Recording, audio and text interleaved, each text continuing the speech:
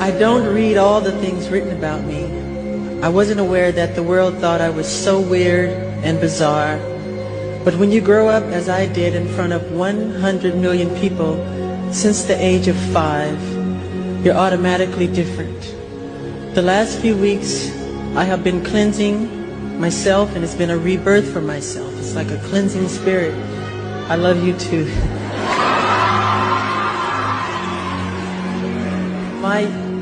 My childhood was completely taken away from me.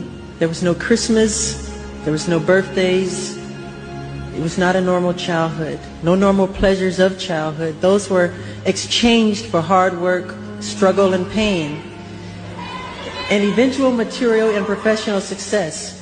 But as an awful price, I cannot recreate that part of my life, nor would I change any part of my life. However, today, when I create my music, I feel like an instrument of nature. I wonder what delight nature must feel when we open our hearts and express our God-given talents. The sound of approval rolls across the universe, and the whole world abounds in magic. Wonder fills our hearts for what we have glimpsed for an instant, the playfulness of life. And that's why I love children and learn so much from being around them. I realize that many of our world's problems today, from the inner city crime to large-scale wars and terrorism and our overcrowded prisons, are a result of the fact that children have had their childhood stolen from them. The magic, the wonder, the mystery, and the innocence of a child's heart are the seeds of creativity that will heal the world. I really believe that. Yep, right there is truth. I've just gone to see the Micheal Jackson movie, and I've just been on this, I don't know, frantic thing. Like, the only time I've had this same kind of a passion towards researching something was when I stumbled across Prophet Lovi's video, because when I saw his first video, I couldn't stop watching it. And the same has just happened here. So from the time I watched the movie, I came home and I started researching and looking at past videos, looking at past songs, because the internet right now is flooded with everything MJ. And MJ, for me, he was the only star that I could actually really identify with. Like, there's others that'll go, oh, yeah, they're okay. But with MJ, like, I was even nicknamed after him. Like, my nickname was named after Micheal Jackson. That was how much I was like, I don't want to use the word obsessed, but obsessed with him. But the situation is that I was obsessed with his music. Well, I thought I was obsessed with his music, what he was delivering, and maybe to a certain degree about him personally. But when I was looking at him from the past, I was always looking at Micheal. It was always Micheal Jackson. But for some reason, now that I'm looking at him, I'm searching for God. I'm like, I'm suddenly realizing that this is a gift from God. And I'm like, looking at him and listening to the things that he's saying, and I'm hearing God in him. And I'll take an example. Like, one of the questions I was asking God was, okay, you know what? If you brought him into this world, like, what was his purpose? Like, okay, obviously he had a great voice. He had the ability to put on a show. He had all of that sort of stuff. But God's got a direct purpose. Like, it can't just be about that. It can't just be like appeasing the world with his music and his antics and stuff like that. There's got to be a specific plan. There's got to be a gift that's wrapped inside the essence of who Micheal Jackson was and is, because, yeah, I believe he's in heaven right now. And I'll tell you why, because he talks about the Bible. He talks about Jesus. He talks about God. He gives all gratitude to God. And although, I don't know his ins and outs, but, someone that does that does have a belief and believes in God and believes in Jesus. And one of the things that he was talking about was his love for children. And it was an intense passion for children. It was intense passion that children were the future. It was an intense passion about love. It was an intense passion about stopping the wars and things like that. And and I've seen other celebrities talk about this and what have you, and other people talk about this. But the passion that he had, it was almost like when I'm watching the videos back, it's coming from somewhere. It's coming from within. It's not just a nice idea or something that's going to get him more views or likes or whatever. Like, he wasn't even really interested in the fame. He wasn't interested in the money, so to speak. Now, obviously, sometimes when you get put on a pedestal like he was, it's very difficult for you to grab on to not to let go of some of the things that come with it, like, you know, pride and all those sort of things. It's so difficult. Like, it's very difficult to be humble, like when you even get like a little. But when God blesses you with so much, it's so difficult to stay in that place, because the world won't even let you stay in that place. It's like, you know, the world wants to give you all these things and not let you be the very essence that you've created to be, which is humble. And humility is key, because when humility goes from your life, you're totally lost. You are totally lost. And that's why you got to keep doing things that's going to keep you humble.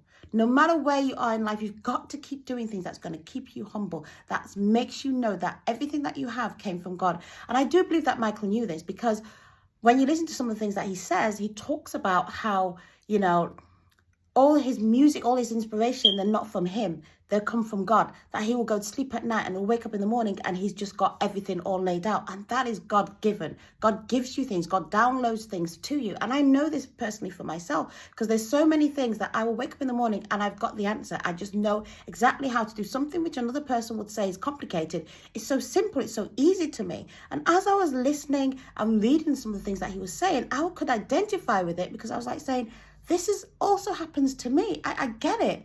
So now I'm starting to believe that, you know, he is a gift from God, but was given at a time when the world was not ready to receive that gift. We didn't understand things from spirituality. We didn't understand things from the spirit. We didn't understand, you know, we didn't know about the things that he knew. He had such a gift in him that I don't even think we touched the surface of it. I don't even think we allowed the fullness and the essence of everything that he had come to service. I don't think we allowed that to happen. Because why? We killed him. Well, when I say we, like, I didn't kill him. But, you know, but we definitely crucified him, you know, when all the stuff came out. And you know what? You know, and I've seen this time and time again, the markings of a great man is usually persecution. Usually persecution. I've seen it in great prophets. I've seen it in great people. Great people, the mark of a great man is persecution. Because there will come that day when you will get persecuted. The very same people that come and say, I love you, I love you, I love you, will persecute you. It happened with Jesus. When the multitude came, when he was doing all the miracles and everything, it's like, Jesus, Jesus, Jesus. And then it was like, put him on the cross, put him on the cross, kill him, you know. And even Peter denied him 3 times. So don't you sit there and go that, you know, when God comes, I'm going to know him, and I'm not going to be amongst those people that's going to persecute. Don't you sit there and say that, because you don't know, because a gift was brought into the world and the world rejected the gift. The world rejected the gift. You know, so, you know, Jesus came into the world rejected Jesus. Micheal Jackson came into the world and it was good while he was performing music. It was great while he was doing all the things that people wanted him to do. But the minute he did something that was little bit strange, like, oh, why have you gone and done plastic surgery on your nose? Everybody in Hollywood does plastic surgery. And he said it. And I think it got to a point where it just used to annoy him, because he's like saying, this is not the message I've come to give. This is not what I'm about. Can you not see through my physical appearance and see something deeper? But people chose not to see the true essence of him. But you know what? God's word will never fall to the ground without accomplishing what he sent it to do.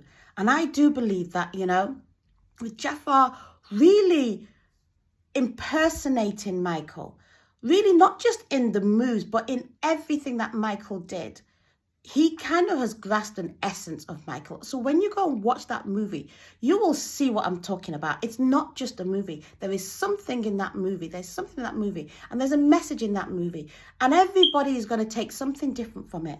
And when you finish watching it, you'll probably be like me, that's just going to go through certain things and start asking God certain questions. And you'll get the answers. Because, you know, in me, I feel content that, yes, he did give himself. He did give his life to God. He was God sent. He was a gift. He did have the anointing. He had something special that nobody else on this earth is going to have in our lifetime. And we missed it. But, you know, God is such a faithful God that even though he died, his words are still there. His words are still there. What he came to deliver, the love he spoke about, the children he spoke about, the perseverance he spoke about, loving one another, having childlike faith.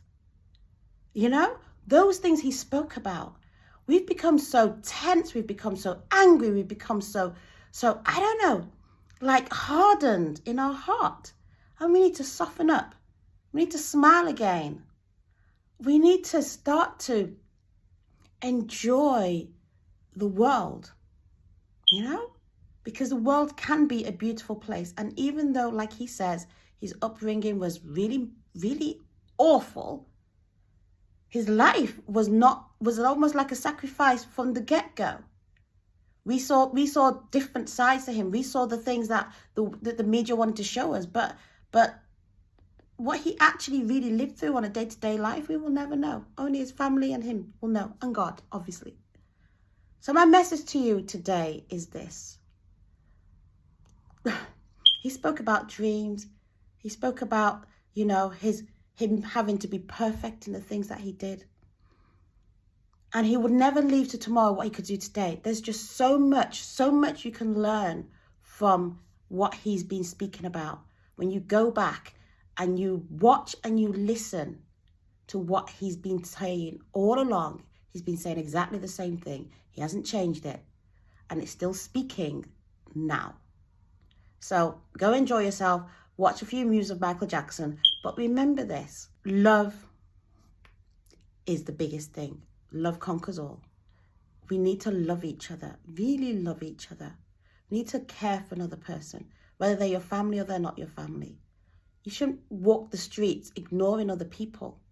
A smile, a hello, whatever it is. These things, they heal. These things bring healing to another person.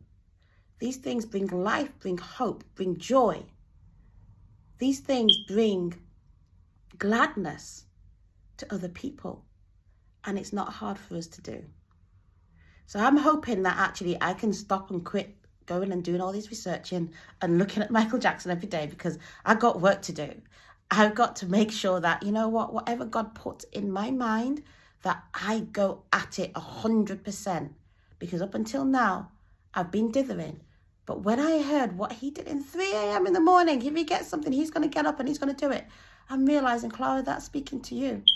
That's telling you, Clara, you know, when God gives you a word, go with it. Otherwise, he'll give it to somebody else. He'll give it to somebody else. And you definitely don't want that. The time is now. The time to act is now. I just want to say one more thing before I go. Go watch the movie.